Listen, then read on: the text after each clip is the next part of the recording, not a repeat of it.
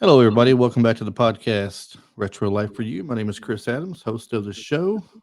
Along with me this week, we got Mr. Travis Rollins, as usual. Travis, how you Yeah, doing today? I'm good. Still campaigning for changing the name of the show to Two Ball Guys Yapping. That's good. Hey, that'll work too, because it's no lie.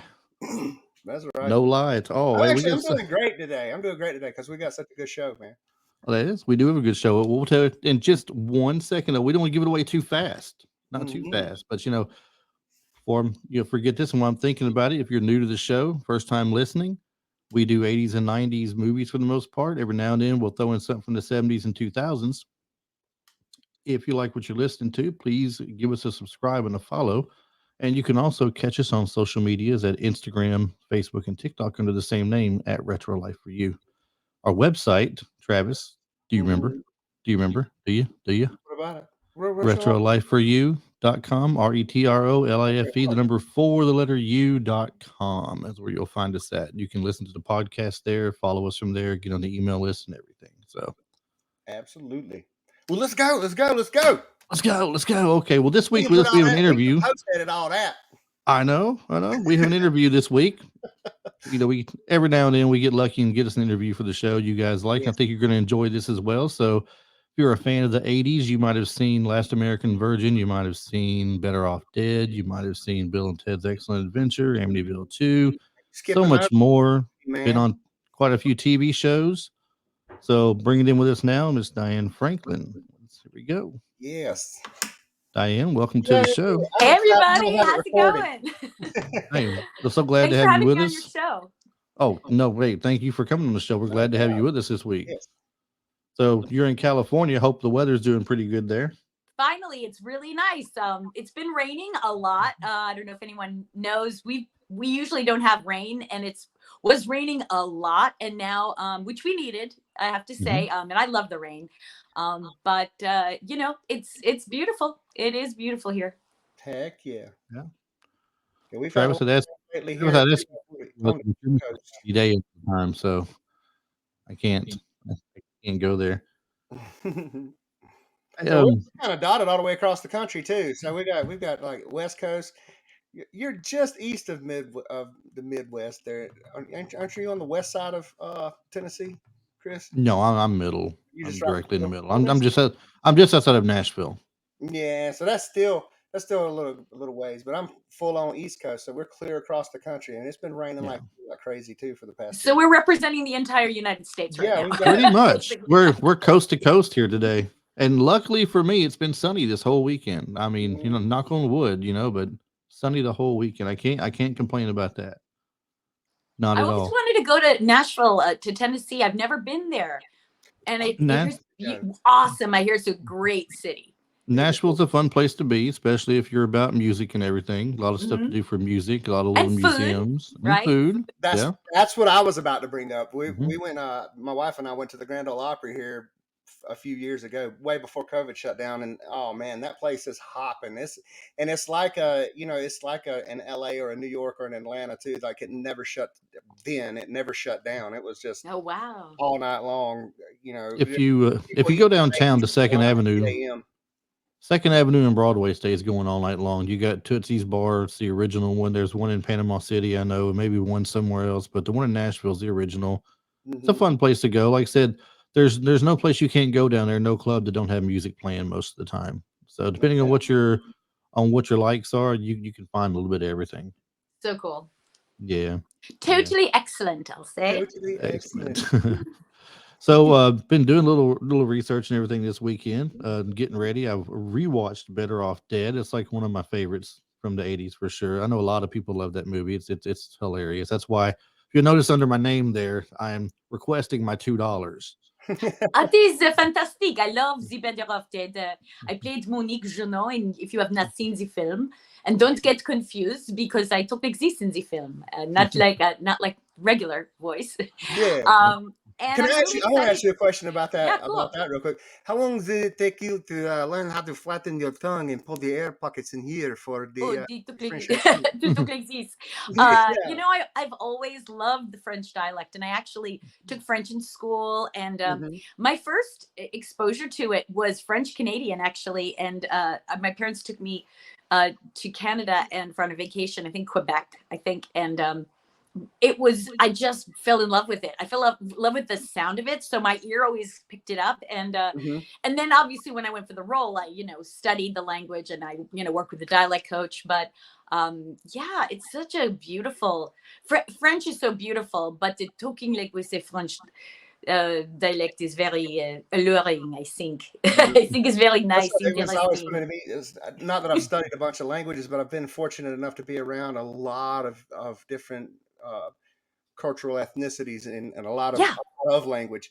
And it's so funny to me because I pick up on things so quickly with that, and they marvel at it because it's so hard usually for Americans to get the different ways that we do things. Like I know, like I was saying with the French, we have to flatten our tongues out. We pull right. pockets of air into like your lower cheeks, and then with the Well, Russian accent, you'll start pulling your tongue backwards instead of backward pushing here, it right? around to Very pull it nice. Talk backwards like this into. back here in the throat. Yeah, yeah.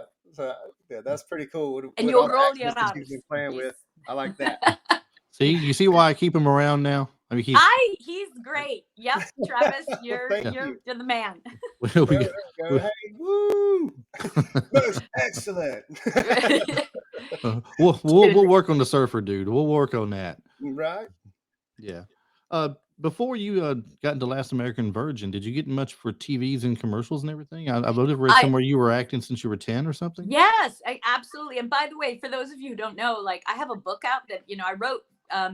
You can get it on Amazon if you look up Diane Franklin books. And the reason I wrote it was because I was like, how do you become a movie star from not knowing anyone, not knowing anything? You are just a regular person, you're living in maybe the suburbs or, outside of the city, and you just dream of being in movies. And so I just always wanted to do it, and wound up starting. And not everybody does this, but I mean, everyone has their own path of how to get to being an actor. People who are actors, there's not one way. But for me, I started with wanting to do it, and then asking around, and finally finding. We started with a modeling agent, and I started with modeling, and then I got into commercials and voiceover and theater and a soap opera. That was my first sort of introduction before I got Last American Virgin. I did an extra work on Endless Love with Brooke Shields, and I just kept doing anything I could, even hand modeling. Honestly, I did anything I could to do some kind of acting work, and I think it's just by not giving up. I'm a stubborn person. Hmm. Gotta be. Stubborn, very stubborn. So I think that is really, eventually your time comes, and my time came with Last American Virgin. I got the lead. That was the first role. But by then, because I had done all that other acting, I was ready. Heck Nice. yeah. So building your craft and like you said, never giving up, never stopping, and just going hard. One of Yeah. my favorite quotes of all time. I grew up. So I was born in 1980. So I grew up with all the 80s action stars and everything too. And Oh, wow. always been one of my greatest heroes, even into his older age. But one of my favorite things that he ever said was, if you're sleeping more than 5 hours a night, you're sleeping too much. You got to learn how to sleep less and work more. Well, And here's the thing. I think what happens is when you are really little, you kind of know what you like to do, what makes you happy. And sometimes you have parents that say, stop it, don't, right, or you're not yeah, good enough. Like, just you get that kind of thing. And for some reason, when you're little, you believe it. You go, oh, okay, I guess I'm not good at that, or I guess I'm not going to do that, but you might love it. And I really think that kids have to try. You gotta try.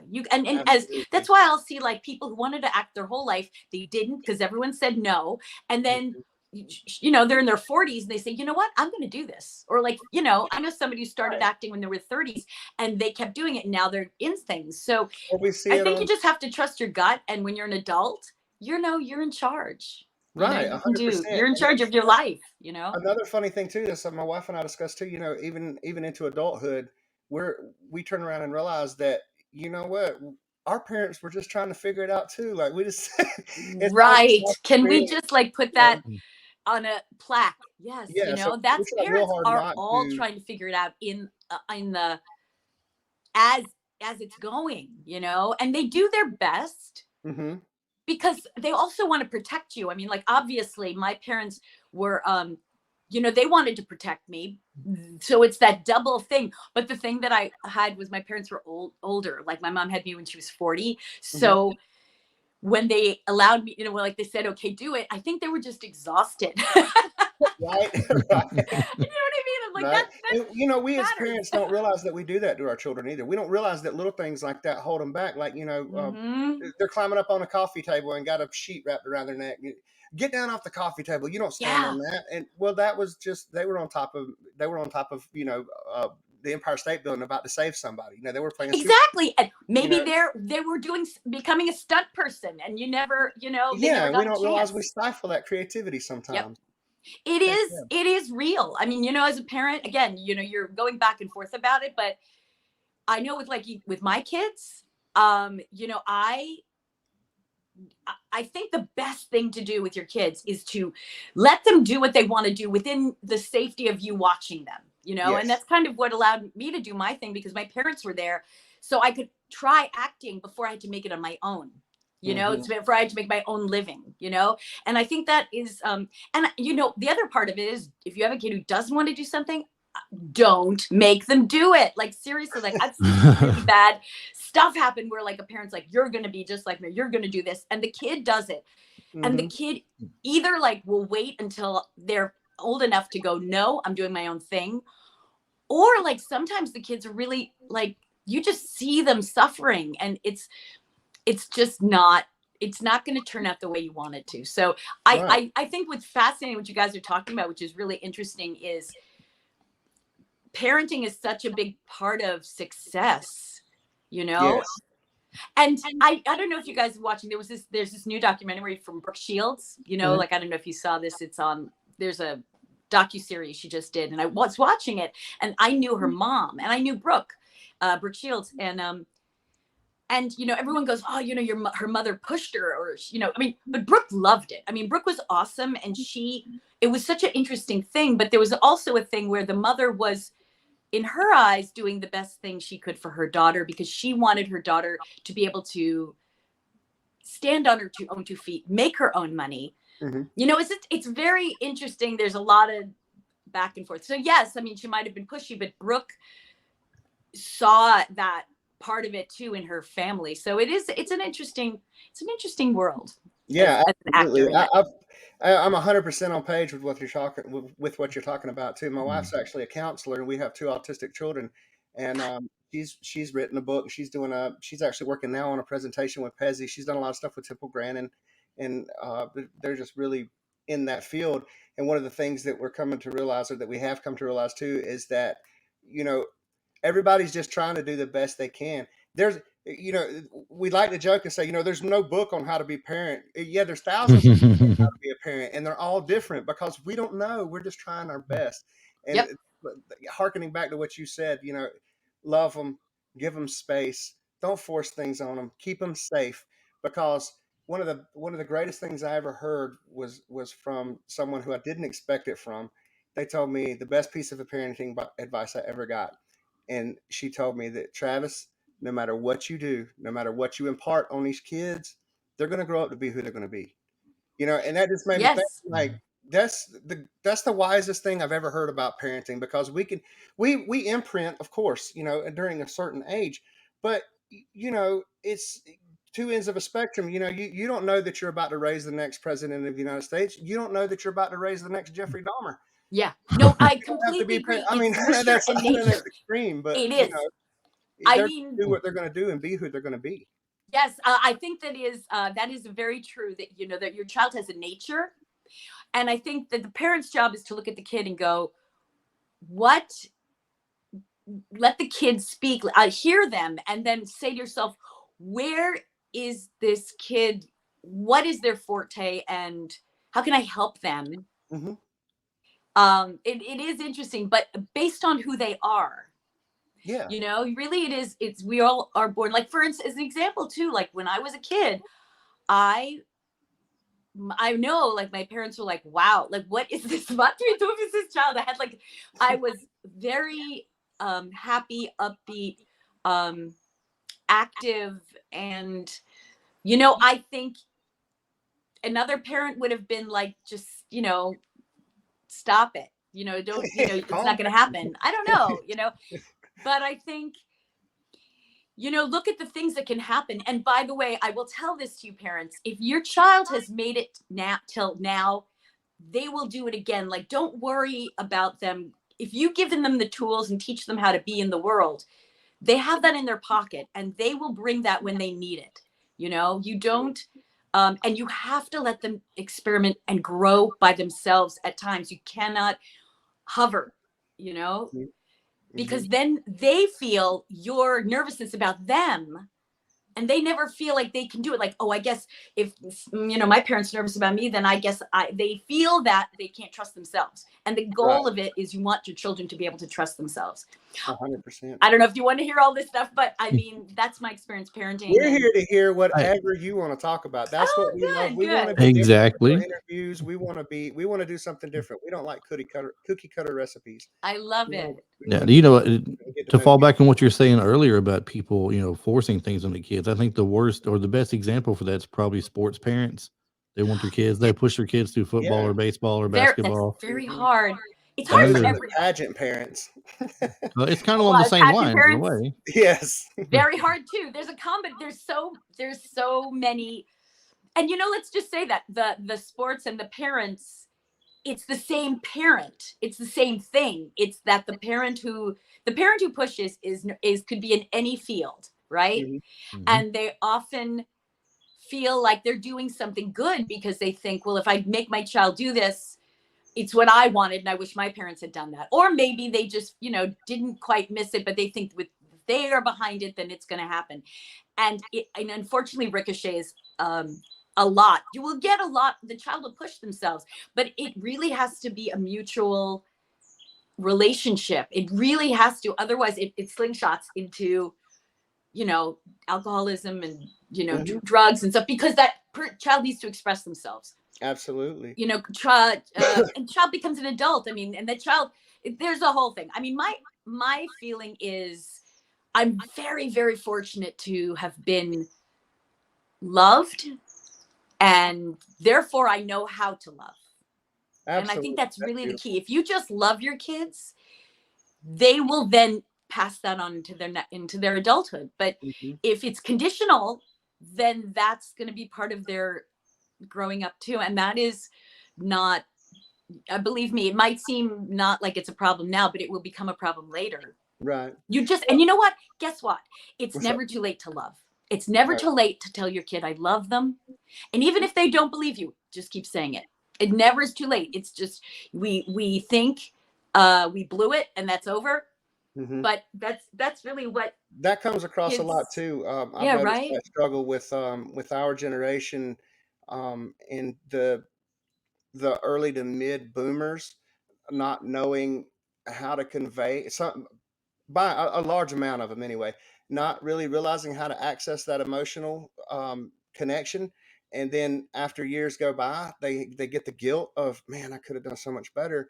That it's just kind of, and now there's a disconnect where our generation is like, Yep. why aren't you more involved? Why don't you? Or we want something more from them, that they're just not. They're emotionally cut off to be able to even give us, because they weren't taught. You know what I mean? Or Right. No, that's exactly it. you know. You have to talk to your kids. You have to, I mean, I'll tell you, like, my personal thing, like, first of all, I have two kids. My kids are in their 20s now. I talk to them, you know, since they were little. I explained things to them. I modeled behavior, and then now I teach too. I teach kids, so I'm very much aware of Okay. all the different age ranges and the behavioral things. And I'm okay. Maybe like we talked about nurture and nature. I'm gonna say 99.9% of kids are good kids.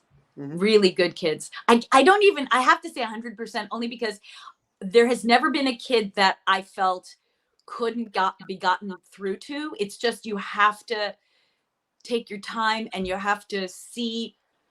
Sometimes you have to step back to see what Hmm. they need. And yes, people Absolutely. get frustrated, raising children, because yes, parents get exhausted and they're Yeah. overworked, and the world right now is like, how do you raise children? How do you pay for things? But honestly, to help a Exactly. healthy kid, you don't need the money. What you need is the time to spend with them. I actually thought the time of COVID was actually a good thing for Americans to be with their kids, or the whole Mhm. world to be with their kids. I mean, Mhm. obviously, That if you actually, have speaking of that, abusive parents, it's a whole different story, but still, like, it was a time where the kids and parents got to know each other, be together more.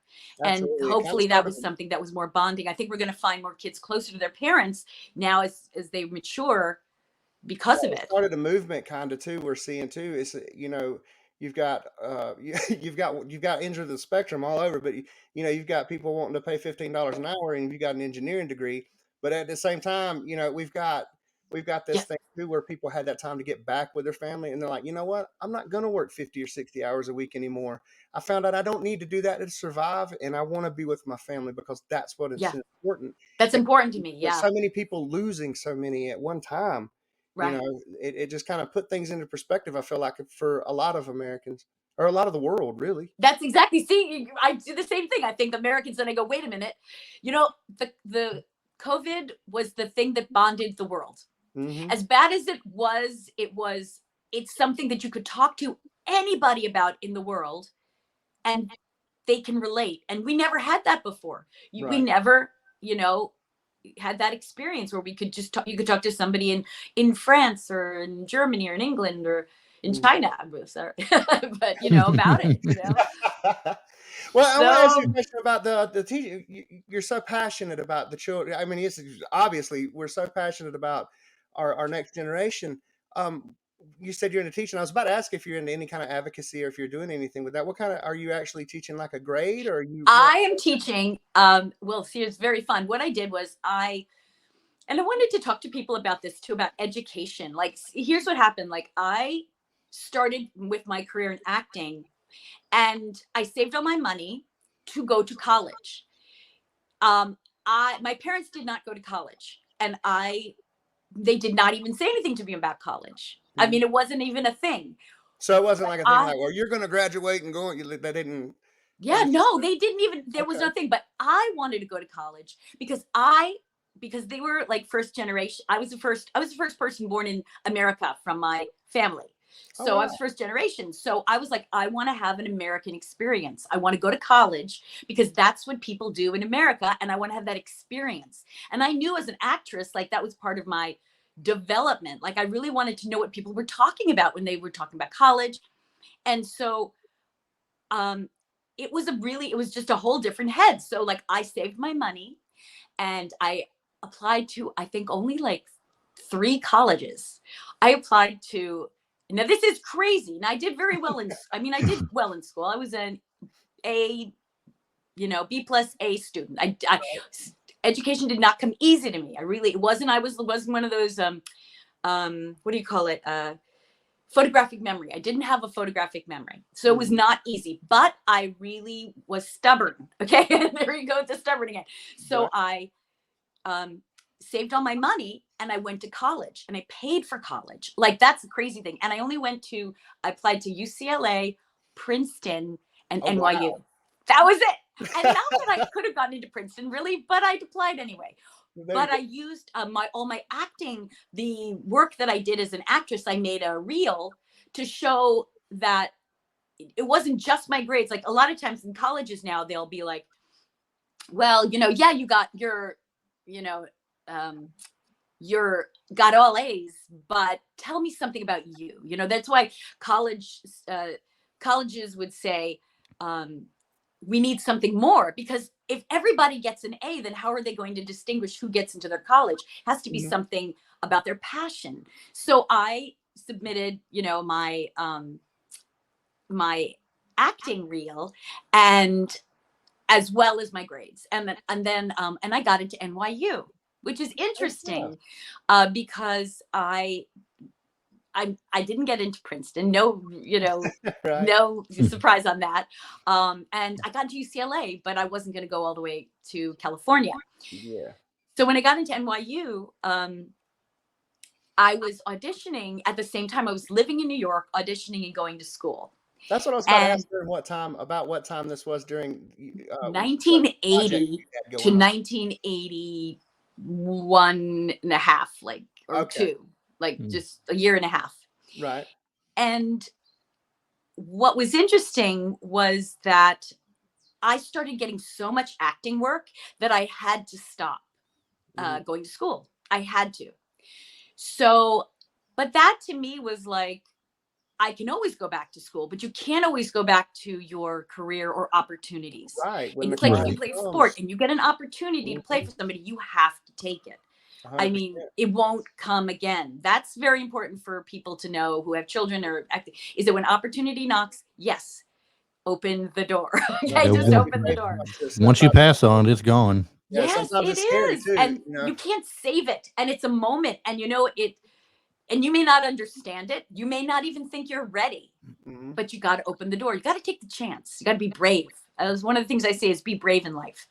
100%. So I wound up going to NYU, stopping, and then I went full into my career, and I got work. And then what happened was, when I stopped, then I got married and I started to have a family. And so I stopped acting to raise my family, because I wanted to raise my family. I didn't want somebody coming in and being a, you know, what do they call it? Like, not a nanny or something. What? No, like a nanny or something like that. Kind of like it's like something, an au pair, right? Au pair to come in and take care of my kids. I want to raise my own children, right? I wanted to do that. That is one of the gifts of life. And I tell you, no matter what kind of children you have, it's a moment in time. It is a window of life. Oh, And that's the truth. And every year is special. And if you may not be very good at a certain time of their life. Like, maybe you're really good when they're little, but when they start talking, you can't deal. Or maybe they're teenagers and the hormones, you're like, I can't do this. But the point is that try, because maybe if you're having a difficult time, maybe it's your time to learn. Maybe it's your time to grow. Your children will teach you things that you didn't know. So, and it's no joke that the older we get, the faster time goes too. Those years. Yes! It does. Off. Mine's already turning 23 this year, and I can't believe that. Right. See, that's like, when did that happen? Like, you just like little, right? Yeah. I've got a 24-year-old. They're 23 now. They'll never be 23 again. Enjoy this. Every year they have is a gift. All right. Yep. And if you get that, then first of all, you will be a happy person, because you'll understand, wow, I'm lucky that I can see this. Like, some people, they die, they can't even see their children grow. So whatever, I'm going to the other side. But mine are like 20. I've got a 24-year-old, a 23-year-old, a 22-year-old. My daughter, the 22-year-old, she's in college. And then I've got a 10-year-old. So that's a lot. Oh my God. And now you're seeing, and this 10-year-old has gone through COVID too. So it's a whole new world, right? A whole new world. So anyway, so what happened was, after I went and had family, that's when I went back to school at night. Okay. And look, I'm acting my whole life. I've been acting and doing things. But in order, as an actress, I need to fill the cup. So what I'm saying is, as an actor, and you act what you experience and what you learn. So I said to myself, well, where can I take my acting and bring it full circle? And so I thought, teaching. If I get some kind of teaching degree, maybe I can take my acting and move it into giving back. So I got my BA, and then I got my teaching credential. So now I teach as a drama teacher or a theater teacher. Awesome. at a public school. I could have gone to a private. I don't know. Somebody, there was a superintendent who really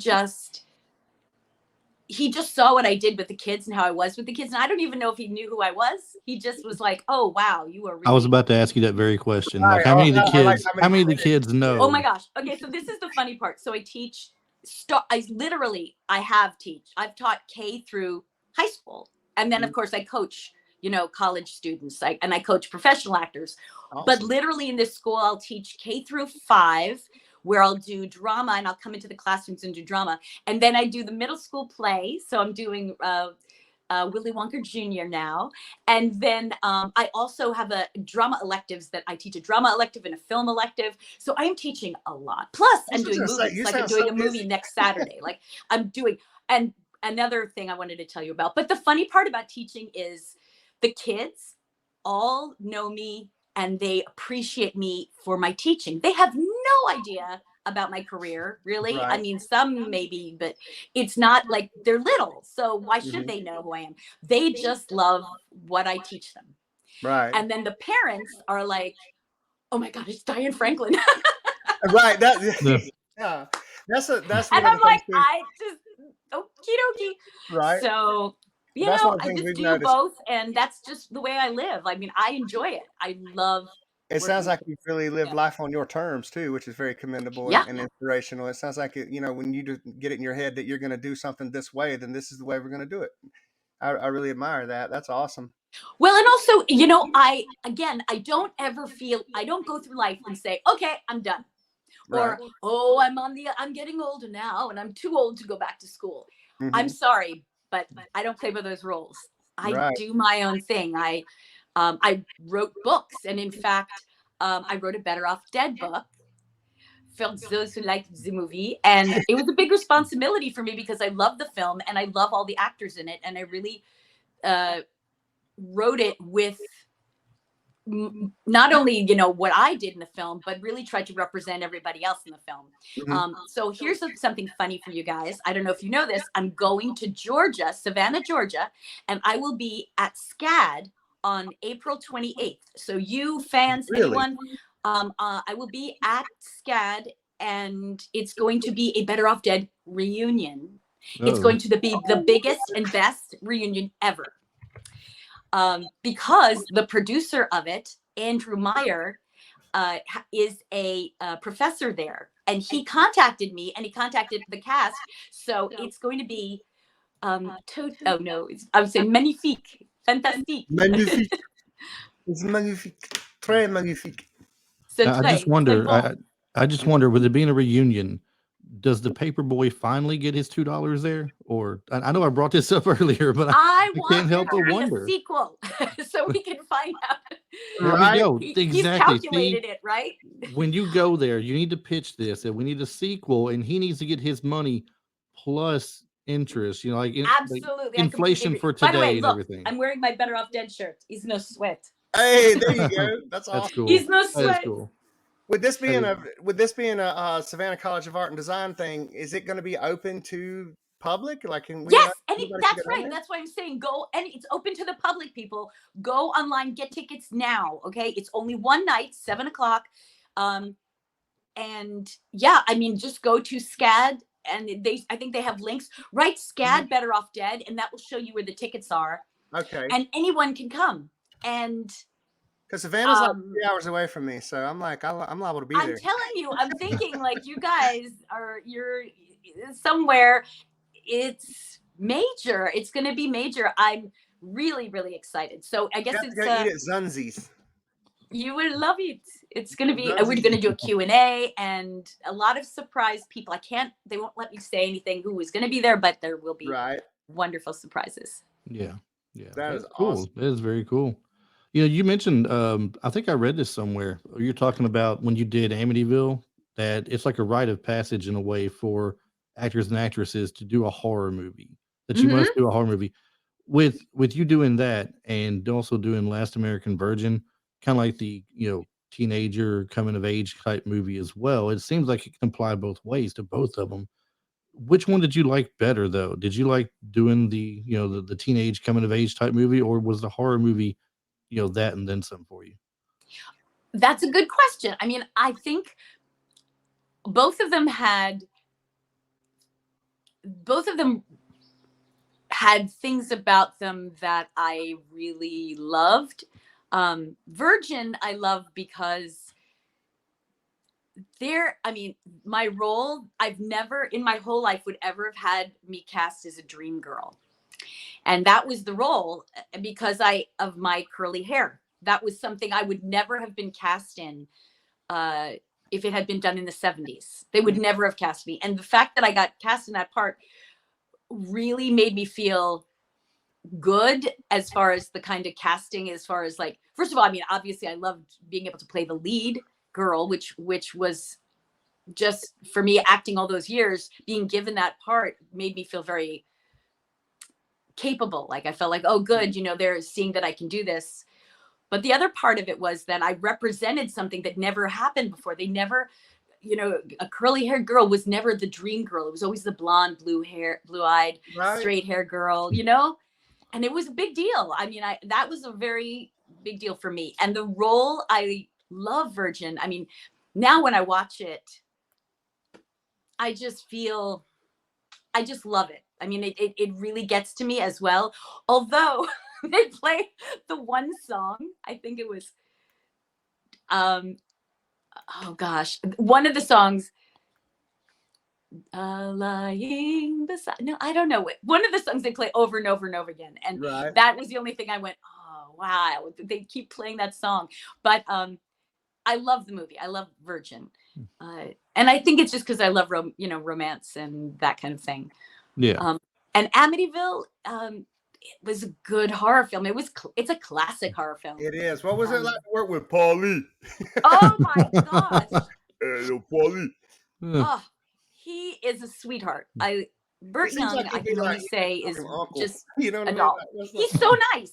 I mean, okay, yeah, he can get really, I guess he can get really scary. I just never saw him through those eyes.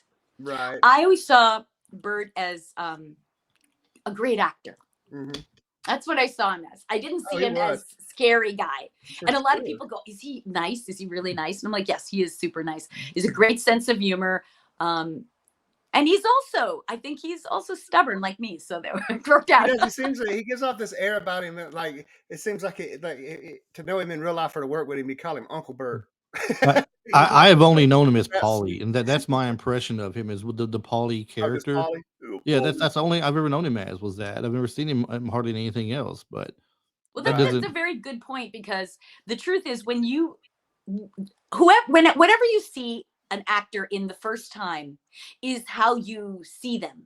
Yeah. Like, I'll get people who've seen me in Virgin, and even though there's Better Off Dead and Bill and Ted's and TerrorVision and Summer Girl and whatever, all the other different things, they see me as Karen in Virgin because that's the first thing they saw me in, and they believe that's who I am. That is true. Right. So it's really, when they first, some people saw me in Bill and Ted as the princess, and that's it. So I really think that one was me that I can remember anyway, because the transition from the Old English princess to you had the curly hair, but to the kink wave, the 80s 90s transitional kind of, the day glow socks and the Debbie Gibson kind of, that was just because that time I'm 10, 11, 12 years old, so that's what I'm in love with.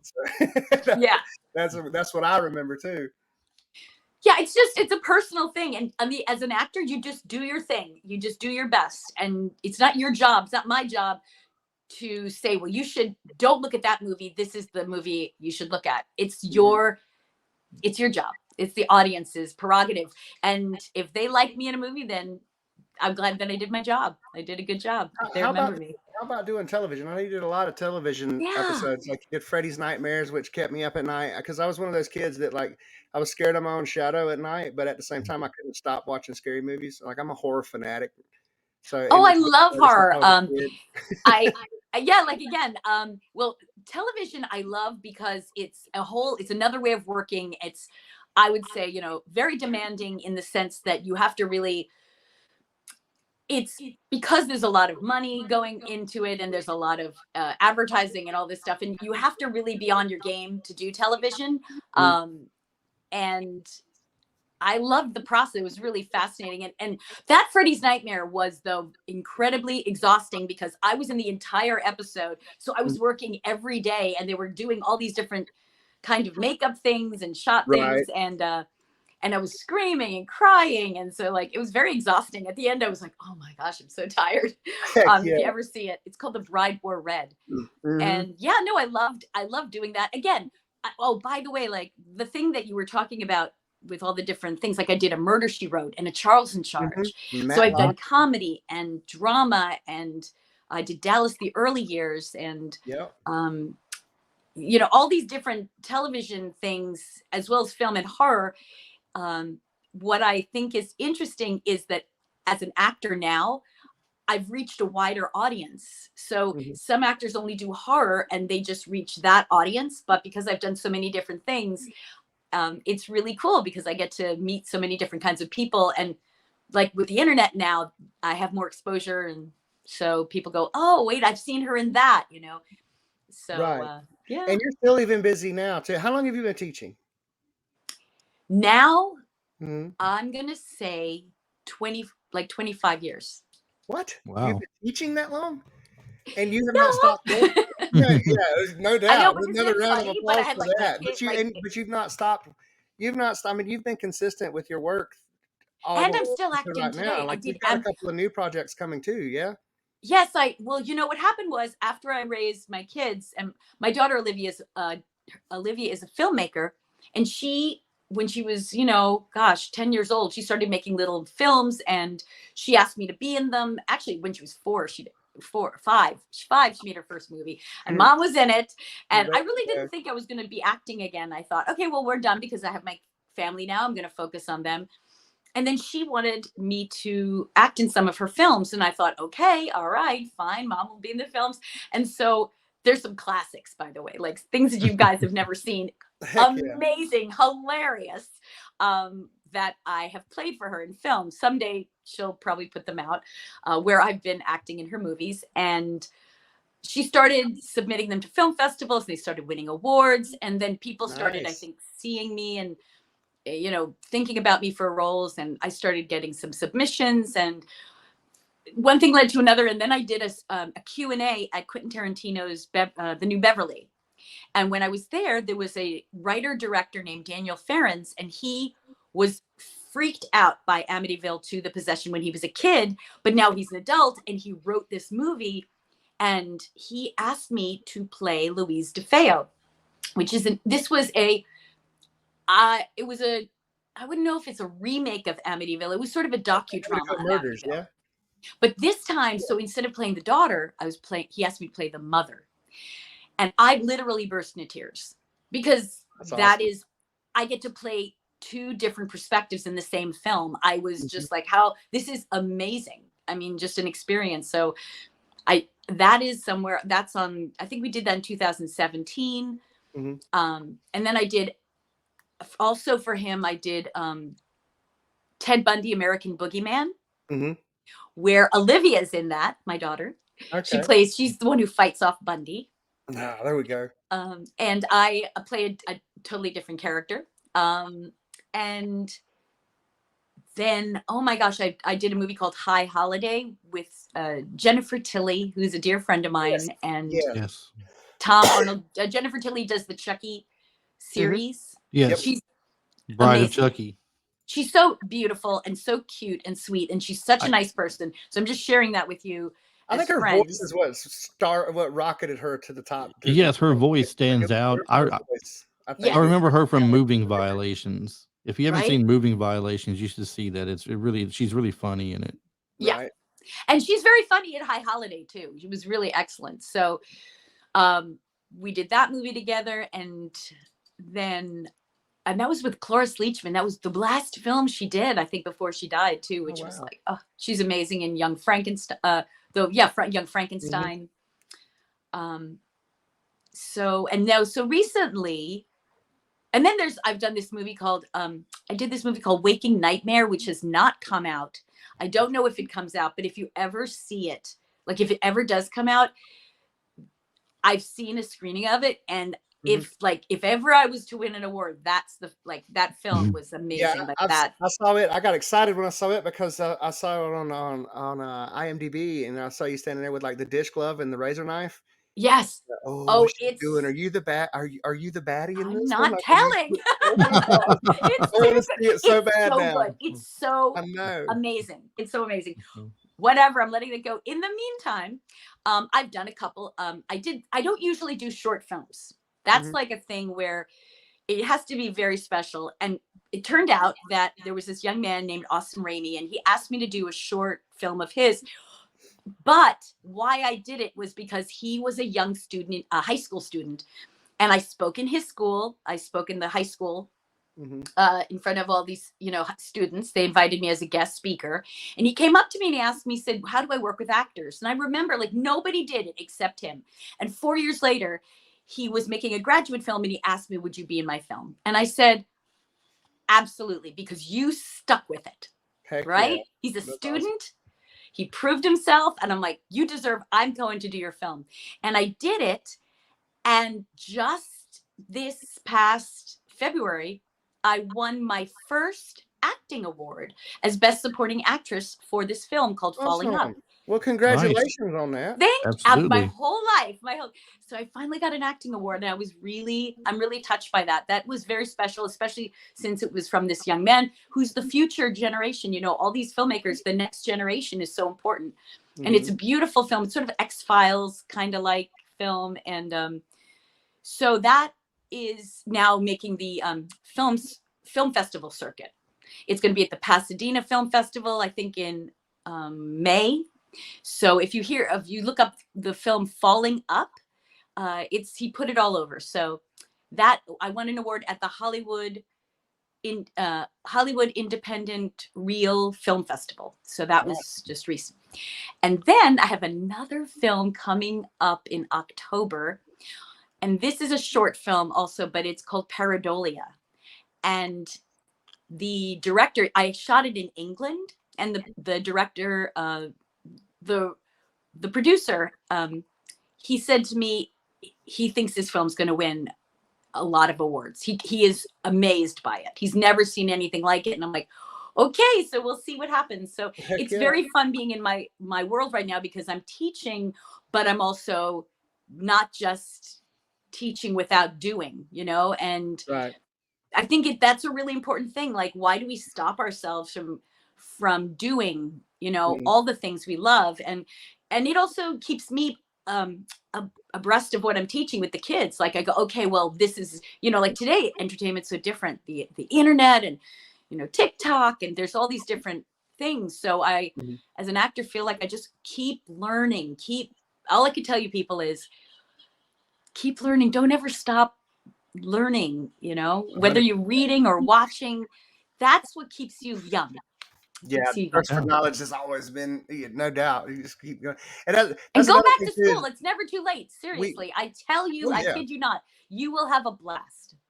Not only that, too, is all of the movies and TV shows that we just named off is just a drop in the bucket. That's just a fraction of your body of work, too. Like, just, good Lord, you are so busy. Where do you find the time? He's like, where do you find the time? Right, because I'm married. Okay, so let's get that straight. Like, what? Like, you got to learn how to sleep less, Chris.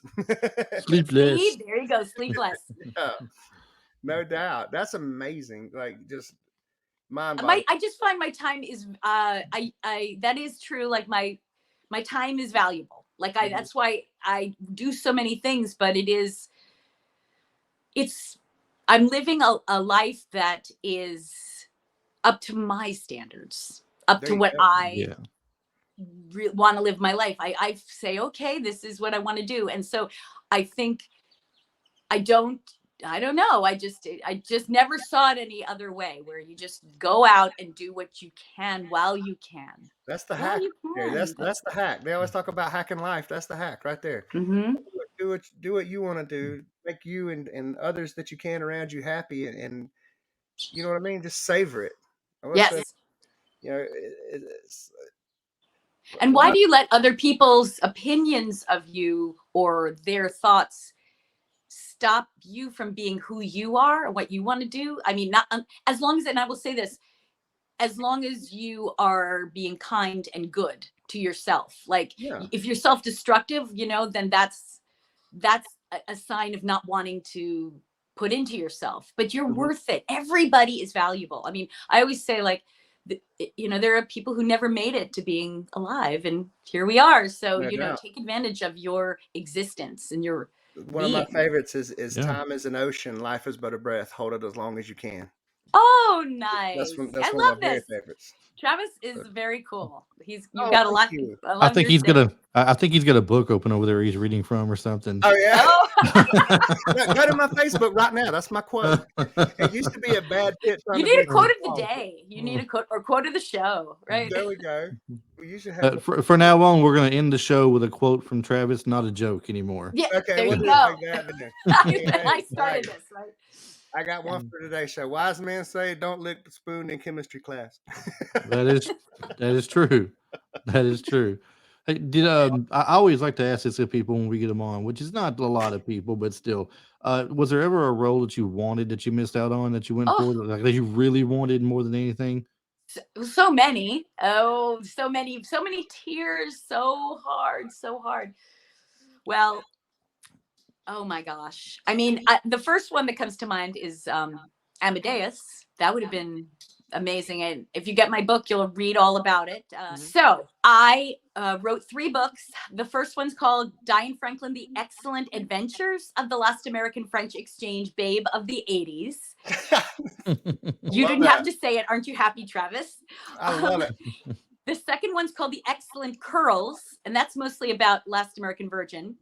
And then my new book is called Diane Franklin, The Excellent Comedy of the Last American French Exchange Babe of the 80s. And the comedy is about Better Off Dead. Okay. I I knew in one those, had something about the curly hair. yes, that's the second one. That's the The second Curls one. is the about Last American Virgin. Mhm. So you asked me what my roles. Okay, so here's some fun things.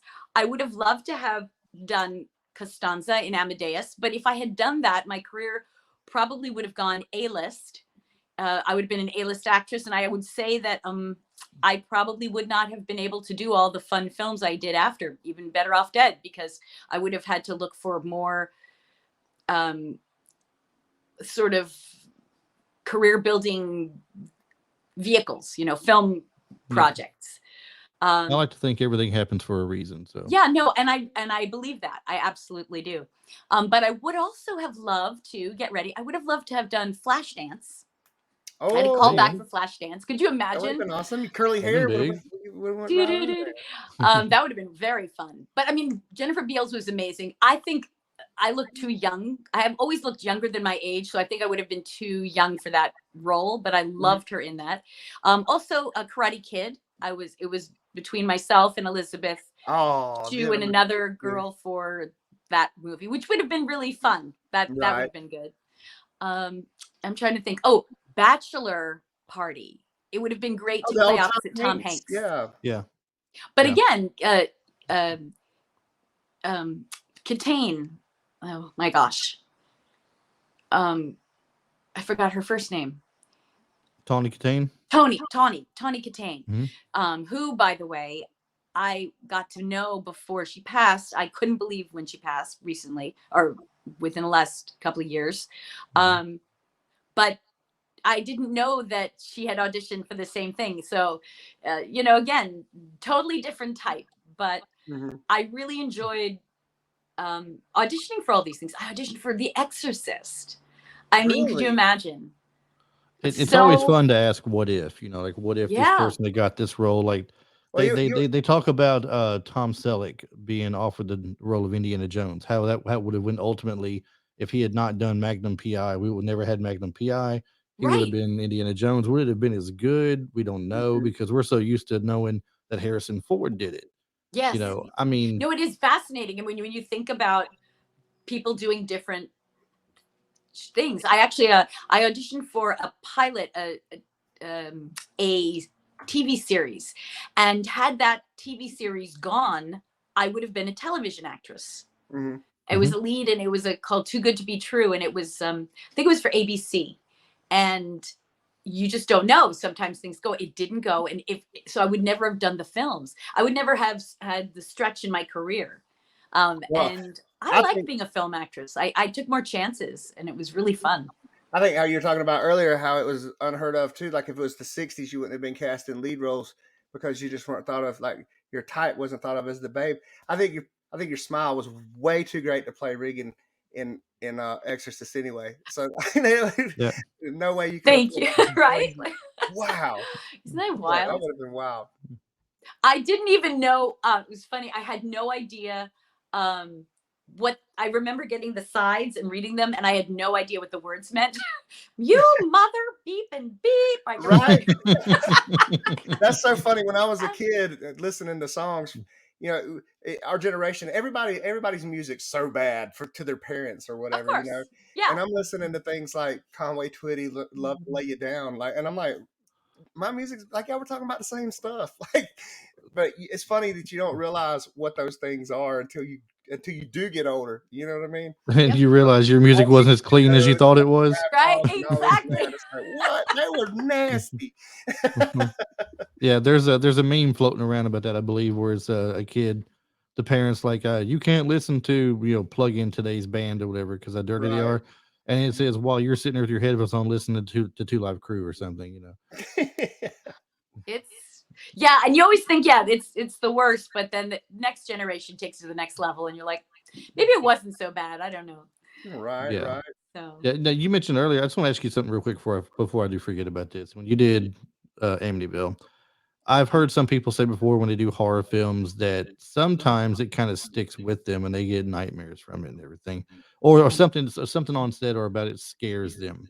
right. Robert Englund had a thing where he talked about he had fallen asleep in his makeup chair in his little room there, and when he woke up from his nap, he looked in the mirror. He was still in Fred Krueger get up, and he jumped because it scared him That's to death great. or anything. The Freddy Krueger thing was every time that was a real nightmare that Wes Craven had, and then every time Yeah. that he had he'd start having nightmares again. He'd make another Freddy movie, and then the nightmares would go away. That's his. Oh, Did his interesting. story, yeah. But did Yeah. anything ever stick out to you like that or anything, or is it just like any other movie? When I did Amityville, the first, so my horror background is Amityville. I also did Terror Vision, but that was more of a parody. Freddy's Nightmares, then Amityville, the murders, and Ted Bundy. Okay, and then now this Pareidolia. Okay, so when I did Amityville 2, I did not have any nightmares because I had to play that innocent character. So I was I just let myself be very innocent, and I deflected anything bad. So I did not let myself feel anything because I had to be the one who was innocent. It wouldn't have worked if I was afraid. Like if I came in, the only thing I had to do was obviously be afraid and, be upset after the incest situation, obviously. Right. But that was within character, and it wasn't something that happened in the film. I mean, it was just being in the moment of what was going on. But when I did Amityville Murders, that film, I played the mother. And because of that, my attention was on my kids in the film. And I had to be it just had a different focus. My focus was out, not protective or in. And when I did that film, crazy stuff happened. And I actually personally, when I was filming, I would film during the day, and then I would come home and, get a good night's sleep, see my husband, blah, blah, blah, and then go back the next day.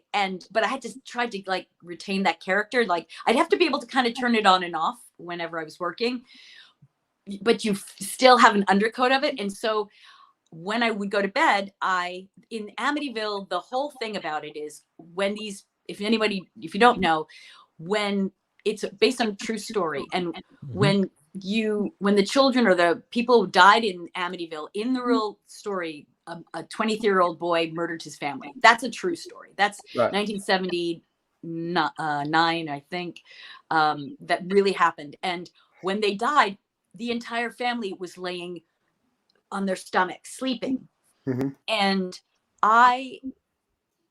and this was sort of also why, because the Indians were buried there on their stomachs. Like that was just part of the whole mythology. If you hear about Amityville, everyone, and it was obviously odd because look, if someone's shot, you're going to get up and hide. You're not going to be staying in your bed. And all of these kids in the family and the parents, there was no sign of struggle. It was just, they just laid there. So there's a, there's a thing that is beyond what these movies are about. There's, in fact, Amityville Origins, I think, is going to deal with about, this is the next project that's coming out that they're going to talk about. And the other scary thing about that too is you know, you've got that incident, and then you've got like the Lizzie Borden thing, and then you've got, you know, this has happened in these. There's been more than just a couple of cases that, you know, we've made movies out of where this type of thing has happened, where one of the children has done this to their family. Yeah, there's something real, and we're trying to, you know, look, there are things we understand and there are things that we do not understand. Right. Let's just, that's life, right? We're still trying to figure out, obviously we're not ever going to know everything. It's just not, and we're not meant to, I think. We're just speculating what things could be. But in this case, I found myself sleeping on my stomach. And I just got the creeps. I was like, I cannot do that. I cannot do it. I'm like, in the middle of the night, I had to turn myself around. It was just like, I forced myself to sleep on my back during that whole film because and then weird things happened during the filming of that movie. Again, because I'm playing a character that's, you know, as a mom, you feel things with your kids. And even though they were characters in the movie, you know, I put myself in that woman's place, Louise DeFeo. And I put myself in her head and her emotion. And, you know, you never know what comes to you from that. I mean, if you really are in that place, in that space, you just don't know what things develop. And I just know that, like, when I get into playing a character, I am very committed and I allow it and I'm vulnerable. And if something weird happens, I just let it go around me. I don't tighten up and get scared because I know that, you know, we just don't know what the truth is. And so I'm sorry to go on this run-on sentence, but in Amityville Murders, it's called, you look up Amityville Murders movie, by the way. Don't look up Amityville Murders because then you will see the actual murders. Right. So if you look up Amityville Murders movie, and they had like a Blu-ray or DVD, and they have special features in that. And they did a thing where they went to all the actors and they asked them if something creepy happened to them or weird or unusual during the filming.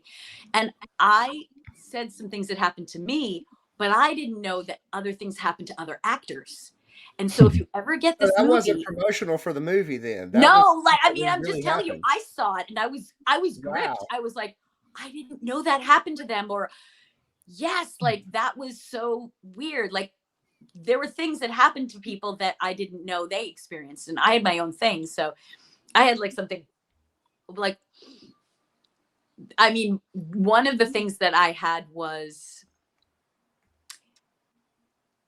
I don't know if it's this, but I had a thing with, just trying to think of which one I should tell you. My experience was that I was sitting at lunch and having food with the cast, and we were outside and there was this big awning over us, and all of a sudden these giant walnuts, sort of like this size, kind of walnut size things, pods, fell into my lap, maybe like 6 or 8 of them in my lap while I'm eating, and it didn't go anybody else but just me. And the amount of space that it came through was probably like that big. Like, it was odd that so many of them came in this direction at an angle into my lap.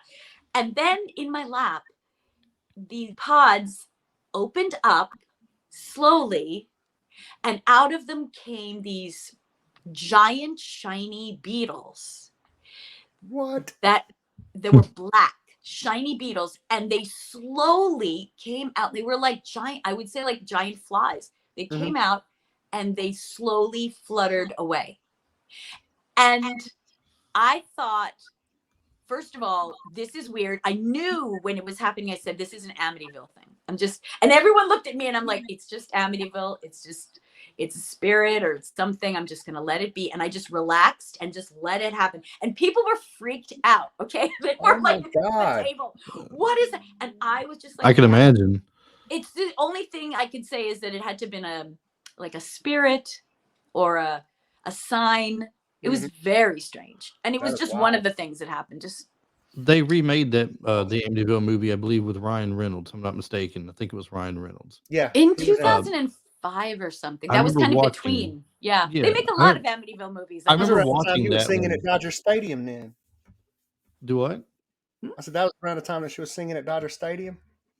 Yes. Oh, yes, I did sing at Dodger Stadium. What I brought that sang about? Is that national something anthem. that you have something going on in that was in the pop culture in the area at the moment, or was that something that you got a phone call out of the blue, or?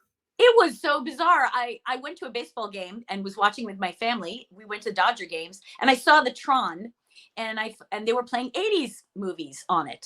Mhm. And I thought, that's really cool. I wonder if they ever played Better Off Dead because we shot the last scene in Dodger Stadium.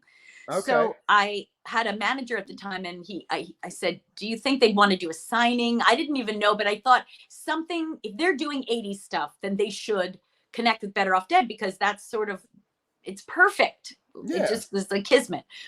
I mean, I didn't care for me as much as I was just like, that would be very fun to do a signing there of people like Better Off Dead and all that. So Mhm.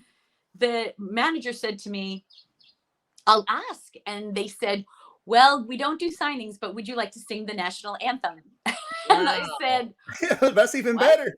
I said, what? Did you just what? And they didn't even know I could sing. And I said, well, I'm like, I got to be brave. I There knew you I'd go. be afraid. I'm like, I'm going to do it. Whenever I feel afraid, I do it anyway. I There you do it anyway. I go into my fear as opposed to going out. And I'm like, yes, I will do it. So then they said, okay, we want to we're not sure if you want to do the French anthem or the American anthem. And I was like, the French anthem, like, Nice. I don't even know if I feel comfortable doing the French anthem because it's not my country. Very strange. Like, you don't realize it until you have to do it where you're thinking, I don't know, I guess. Do they want me to do it in a French dialect? Oh, Yeah. Canada. Like, I don't know, like, or whatever. I would want to hear So, Little Paloma Blanca. right? Oh, it's just so funny. So eventually, yes, they said, we want you to sing the national anthem. And my singing is like operatic. It's not like, belty and big. And, there's a lot of people who sing it and they just sing it so incredibly. And I'm like, oh, can you, like this kind of thing. And they're like, what is, so I went up there and I sang it and they loved it. They said, okay. And I think I went and I sang it and I think they just wanted to make sure that it was going to be respectful because of after what Roseanne had done originally. If you don't know, Yeah. it was not very respectful. So they made sure it was Yeah. respectful. I went up there, I sang, and it was amazing. It was surreal. And I remember singing, and everyone was looking at me like they were the audience, like I was singing too. They were looking like this. And I was like, oh, wait, I guess I'm not good. So I'll just relax more and sing even louder and relax. And it turned out they were looking me at the Tron. That's So, awesome. What a yeah, feeling. and people that came had to me been. That's afterwards so and said cool. that was the way it should have been. The anthem should be sung, and they were just very. It was really great. So That's awesome. yes, but there was nothing I was promoting. I just got lucky. That's so cool. That's so cool. They just kind of it ended up being kind of a happenstance kind of thing. Yeah, it was great. Yeah. Yeah, Well, I think if I had a choice to sing any French song, it'd have to be Nikita Pau, and I'd have to do it the way that Jacques Brel did it. Have you ever seen that video of Jacques Brel singing Nikita Pau? No, I You have to don't. look this up. I don't know. Maybe You it have sounds to see this. Just go to YouTube. His name's Jacques Brel, okay. and he sings Nikita Pau.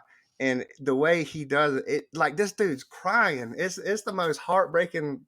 Like Nikita Pau is like "Don't Leave Me," isn't it? Or like "Don't Leave Me, Don't Go," or something like that. Oh, I think. But well, now I have to look it up. like All the right. most amazing thing you ever seen. And this guy's like, when I first saw it, it was like they were making fun of him because he's not your traditionally handsome man. He's got the big ears, and he's skinny, and he's the teeth, but the way the feeling and emotion he puts into that is just unreal. I feel like maybe I've seen it, but I don't It's an old remember. black But and it white was probably thing. very, very popular. Oh, I don't know. It maybe Oh, when okay. it may have went viral just because. Well, let's see. Let me look it up. It's yeah. Uh, wow. It's had 5.1 million views on Yeah, YouTube. I might have So yeah, it seen may it be. way That's back. not more than I thought. Yeah, Sort of popular. Well, good for him. Um, He's good for feeling that good guy. about it. No doubt. Look, tell you what, we don't want to keep you all night long here. I know it is getting your time and everything. If you want to, give us your social media and stuff for the fans out there that might want to take a visit and see where you're Absolutely. at out there and follow you and things, and let them know where they can find you at and maybe where they can get the Yes, books. and if you follow me, I promise you a very fun, unpredictable experience. It's very. I have the craziest Instagram and Twitter, and it's just really fun. So, anyway, okay, my Twitter is Diane Franklin 80, no S, and my Instagram is actress Diane Franklin, and my Facebook is official Diane Franklin fans, I think, because my regular Facebook is full. And I kid you not, I think I have like 1,000 people who are trying to get on my regular Facebook and it's full. But the other one I am also on. So join the official one and you'll see like my books. I have 3 books and you'll see that. And that's me. Awesome. I'm totally getting Great. all that. And anybody who wants to go to the SCAD thing, tickets are free for SCAD card holders. They're $2 for students, military, and seniors, and $8 See? for the general public. And for It more, is going to be fantastic. You will love it. I yes, promise and for you. more See, information, you can contact the SCAD theaters at scad.edu. I am going to try my best to get down there without a doubt. I need to be closer to Savannah.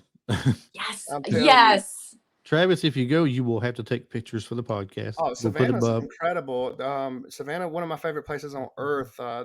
It's weird to say. This is going to sound weird, but Diane, have you ever been to Savannah? No, and I hear it is wonderful. Oh And my I hear the God, you food have is to. amazing. Yeah, the food isn't. That's why I said you have to go eat at Zunzi's. A lady from South America owns it. They were on. I think they've been on Food Network 3 or 4 times. It's the best chicken sandwich in the world. It's called the Conquistador. It's pretty amazing. She makes her own sauces. But what I was going to say is one of my favorite places in the world is Bonaventure. This is weird, cemetery, but it's one of the most beautiful things you've ever seen in your life. It's such an old cemetery, and it's famous. There, Midnight in the Garden of Good and Evil was filmed there. There's a couple. There's a good film history in it, but the the architecture and then the way that in Savannah and here in South Carolina too, in Beaufort and Charleston and all that, we have the Spanish moss coming in and hanging from the trees and all the old live oaks. It's just one of the most beautiful places you'll ever see. Well, And thank you for the sharing live that oaks because go by. I love it. I mean, I would love to see it. Yeah, Sounds Bonaventure beautiful. is amazing. There's a story about a little girl. They moved her headstone because people started vandalizing it back in the 90s. She's famous too for what I can't remember. I wish I had this information in front of me, but her headstone or the little thing on her headstone, it's a cherub with angel wings and all, and the way they've got it gated and the way that the groundskeepers keep all of the foliage and everything around. It's breathtaking, and that's weird to say about a cemetery, but I promise you, it's amazing. Bonaventure Cemetery in Savannah. All right, good. I'm gotta go. Heck yeah. All right, well, thank you for joining us tonight. I really do appreciate you coming on and talking with us all this time and everything. And I'm sure people who are listening are going to enjoy it as well. And if you ever get a chance to make it into Nashville, let me know. I mean, it's a I fun place. will. I'm It's gonna a call fun you, place Chris, to be at. okay? Yeah. Heck yeah. Thank you so much, Diane. Thank you for having me on the Great show. I to had a meet you. blast. No We had a doubt. blast too. Thank you. All right. Au revoir. Au revoir. What y'all said.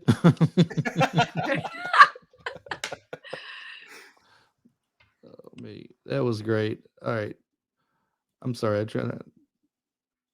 There we go. All right. That was great. I'm really glad she came on. It was a fun time there. Yeah, we have to shoot her an email too. Maybe get her back one. She seems like she would come back. Oh, I'm sure. And Quite possible. like you were not kidding. She was so easy to interview because like we just Let her Yeah, go. oh Oh, no, she's a very fun person to listen to talk and everything. She has a lot of good stories, a lot of good talk and everything. hmm Like I said, I was researching some over the weekend, and I saw several of her interviews, and they were very good interviews. And Tim, friend of the show, 80s Flicks Flashback, had her on his show as well, and I've heard that one, and she was very good on that one as well. right. If you Yeah, haven't I'm seen, so for in love with people, her.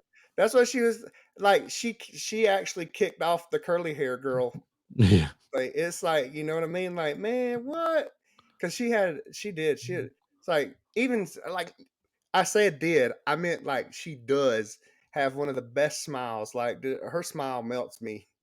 yeah, she is great. I mean, and if you had never seen Better Off Dead, like I mentioned earlier, it's that role was perfect for her. That and Mhm. Last American Virgin, both they were probably perfect for And her, I Bill and think. Ted, Hmm? and all these other ones that I'm gonna go check out at some point. Yeah, I mean, but well, Bill and Ted, of course, that was a good one. That was a great one. Yeah, I really am gonna try I to did. check this out. I meant to ask her, what was it like working with Keanu Reeves? I did forget to do that. I know. We didn't, well, that's why I said we definitely want to get her back for a second, man, because she was so awesome, and we didn't like, you know what I mean? It's like what, but it's like I told her though, you know, we want to know you, we want to know whatever you want to talk about. We don't want to, but yeah, we could, Yeah, no, we could talk to her 2 or 3 times. no, I thought everything went great. Uh, Everybody we've interviewed so far has just been like so cool. Like sit around, have dinner with, hang out, be friends with. You know, like just right, cool people, easy to talk to. no doubt. So, I'm gonna hit well, Scad for real. I'm gonna try my best to go. What if we get John Cusack on here on an interview? he might. Well, you never know. He'll be there. Wouldn't that be cool? That'd He'll be be there. cool. She'll be like, "Hey, John, these are really cool dudes," but and then John will be like, "Sure, why not?" Sure, why not? Talk some Better Off Dead. Talk some Con Air. Yeah, We'll talk quite a few things. So, well, I'll go ahead and get it ready, wrap everything up. I know you got things you got to do tonight too, and everything. So, once again, like I said at the beginning of the show, if you're new to following the show, make sure you do give us a follow. We got a lot of fun things we talk about, and as you see tonight, sometimes we get the great guest on, and we have a fun time with them on here. I look forward to the next one we get, and not quite sure when it's going to be, but we're working at it. So, uh, let Travis put a few calls in, see who he can get this time. Maybe he'll surprise me. And oh man, I might go back and get Genghis Khan or Socrates. so great. Do you know who Joan of Arc was? That's Oh like yeah, Noah's wife, man, right? Joan of Arc. I'm gonna get That's what he Socrates. says in class. He goes, "Was that like Call Noah's Rufus. wife, I'm gonna call Rufus. Rufus?" I'll call Rufus. We'll get it done. All right, well, everybody, thanks for listening to us. We'll catch you on the next episode. Travis, have a good night, man. You too, brother.